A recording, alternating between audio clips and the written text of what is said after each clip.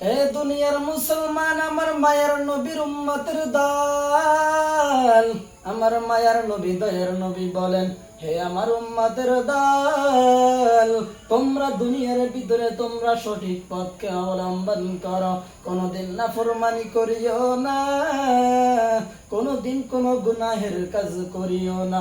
হে আমার উম্মতের দল, যদি কোন গুনাহের কাজ সামনে পাও, আমি আল্লাহর রাসূল যদি দুনিয়াতে না থাকি, তাহলে বড় বড় সাহাবায়ে কেরামদের কাছে আসবা।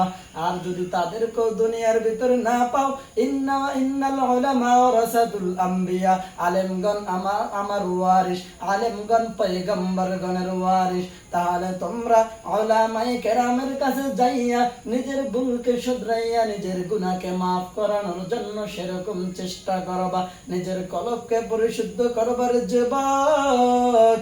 হে মায়ার নবীর উম্মতের দল, এই জন্য আল্লাহর ওলি হক্কানি উলামায়ে কেরামদের দরবারে যাইতে হবে।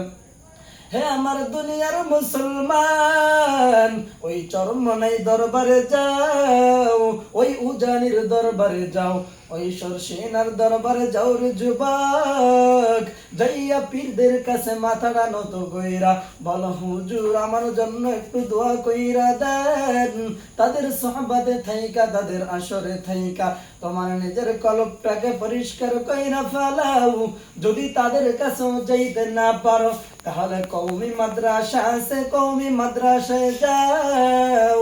তারপর তোমাদের কাছে আমার একটা আবদার রে যুবক, তোমার দুই পায়ে হাতটা ধইরা বলি যুবক, মরার আগে নিজের গুনাহ খাতাকে মাফ করাইয়া তারপরে মাওলার কবরে যাইও, নিজের কলবটাকে অনপরিষ্কার করিয়া, কলবটাকে গুনাহ মুক্ত করিয়া মাওলার কবরে যাইও।